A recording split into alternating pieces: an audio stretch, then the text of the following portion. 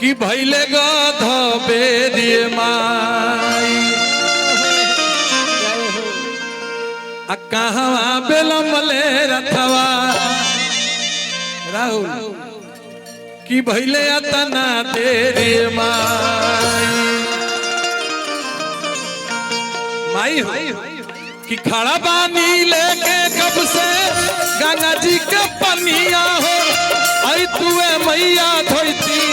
तोहरो चरनिया हो खड़ा पानी लेके कब से गंगा जी के पनिया हो आई तुए मैया धोती तोहरो चरनिया हो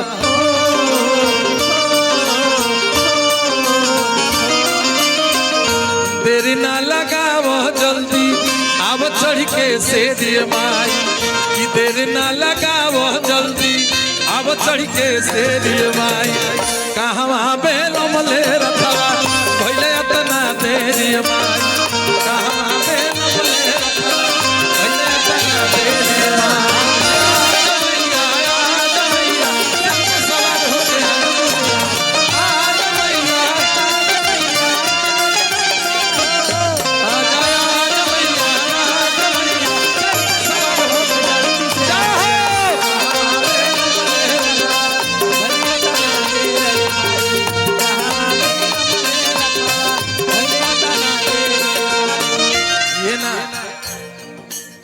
माई के माई हो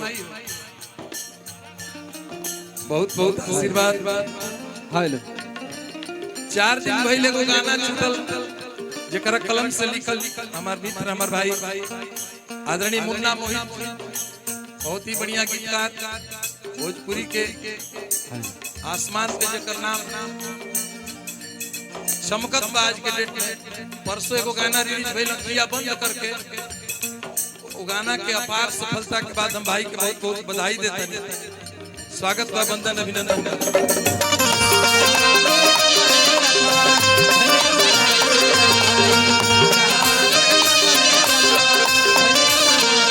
वाला सब के लाई हो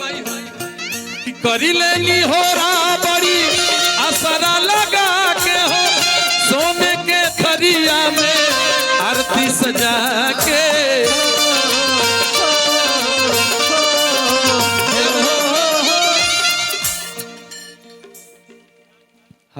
अतना जिम्मेवार लड़का हम बहुत कम देखले बनी हम पूरा कलाकार लोग जाई रहला का मंच पे बैठ के प्रोग्राम बजावे कराला हम फेरा में रहनी कि कलाकार लोग पहले खा ली लोग बहुत बड़ जगह भंडारा दू जगह चलत हटे अकेले इंसान कि पूरा कलाकार लोग के अपना जिम्मेवारी पर खाना खिया के मंच तक पहुंचौले भाई के दिल से बहुत बहुत धन्यवाद बा स्वागत बा सैकड़ों लोग बाटे लेकिन अपन जिम्मेवारी के एहसास जेकरा प्रति होला आ निवेदन करत हैं थप्पड़ी बजा के हाथ केहू नहीं खनु ले आई एगो आन्हर आदमी मंदिर में जात रहे सुन लेवे के बा काहे कि बुरबको आदमी को बढ़िया बात कहेला आ जितना YouTube वाला भाई वालों ई बात जरूर रिकॉर्ड करियो लोग तो लोग हमेशा रील पर बनाते हैं बात के एगो आन्हर आदमी मंदिर में जात रहे आ बड़ी धक्का लाग रहे आंखिया वाला लोग ठेउनिया से ठेल दे गोड़वा दाब दे लेकिन आगे जाए ना दे सो करके तो कहे कि आंखी बंद कर के भैया चल जाए दो हमरा के एक आदमी किसी आइल कॉलेज की तेका जाइबे रे तेका देखबे हो जा तोरा आंख बा हां कॉलेज के भैया भले हम कुछ ना देखो ई दोसर बात बा लेकिन जेकरा खातिर जात नहीं उ त हमरा के देख ले कि हम कैसन बानी हां सही बात उनके नु सब्जी आवे के मुआवे के बा आंख तारे के उहे दले बड़े हमारो आंखिया उहे ले ले बड़े यही से लइका ओकर सतन मीठा मीठा थोपरी बजा के कि करी लेनी होरा बड़ी सदा सोने के थरिया में आरती सजा के करी लेनी होरा बड़ी कतना बढ़िया बात बा हिंदी में कहनु तो ही बतिया के कहत कि आग्रह कइनी है अंग्रेजी में वही बतिया के कहत तो लोग तनी स्टैंडर्ड म्यूजिक रिक्वेस्ट कइले है आ भोजपुरी में कि करी लेनी होरा बड़ी असरा लगा के हो सोने के थरी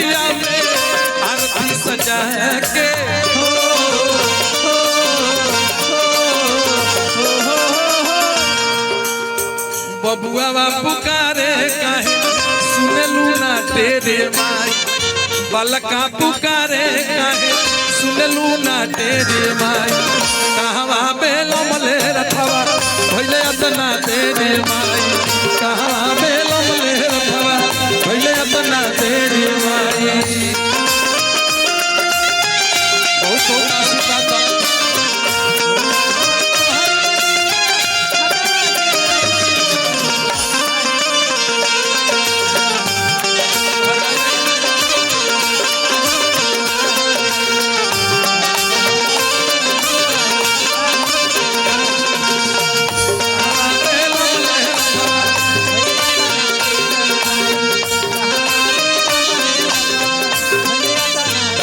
और हमारे छोट भाई श्री विनीत दुबे भूतपूर्व बीडीसी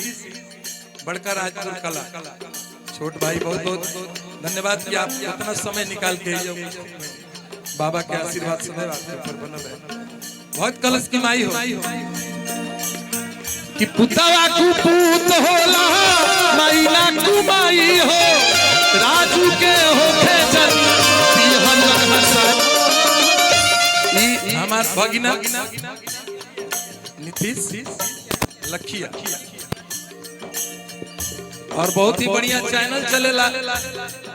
जेकरा पर हम गीत गौले वाली और आगे भी आप सबके सुनने के मिली बहुत बढ़िया बढ़िया गीत आदरणीय बबुआ के तरफ से बहुत बहुत सम्मान बा स्वागत बा माई हो कि पुतवा कुपूत होला माई ना कुमाई हो राजू के होखे जन दिह जग हसाई हो